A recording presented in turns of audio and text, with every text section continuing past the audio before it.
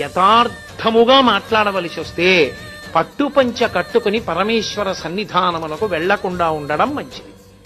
ఎందుకో తెలుసా? ప్రతి వస్తువుకి కూడా గుణదోషములుంటాయి. ఒక్క పట్టుపంచ నెయ్యాలంటే ఎన్ని లక్షల పట్టు పురుగులో చచ్చిపోతాయి. మల్బరీ ఆకులు పెట్టి పట్టు పురుగుని పెంచి బాగా కడుపు నిండా తిని అది పట్టు దారాన్ని చుట్టూ అల్లుకుని పట్టుగూట్లో మెత్తగా ఉంది కదా అని పడుకుంటుంది. ఇక అది పడుకుని నిద్రపోవడం మొదలెట్టిన తర్వాత ఇక అది బయటికి రాలేదు. ఇక పట్టుదారం వదలదు. ఇప్పుడు ఆ పురుగును ఒక్కదాన్ని తీసి బయటపడేయాలంటే పట్టు కాయని కోసేయాలి. కోసేస్తే దారం ఇంతంత ముక్కలైపోతుంది. అందుకే పట్టు కాయలన్నీ ఏం చేస్తారంటే మరుగునీళ్లలో పడేస్తారు. మరుగునీటిలో పడిపోగానే ఆ పట్టు పురుగుకి తెలివస్తుంది.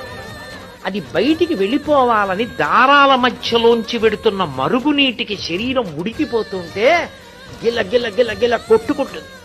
కొట్టుకుని బయటికి వెళ్లే మార్గం లేక తానల్లుకున్న గూట్లో తానే చచ్చిపోతుంది. చనిపోయిన తరువాత పట్టుకాయని తీసుకొచ్చి కండికి పెట్టి తిప్పుతారు. తిప్పి దారాన్ని యువతలకి తీసేసి ఆ పట్టు కాయని దాంట్లో ఉన్నటువంటి పురుగుని వీధిలో పారేస్తారు. పశువులు తినేస్తాయి.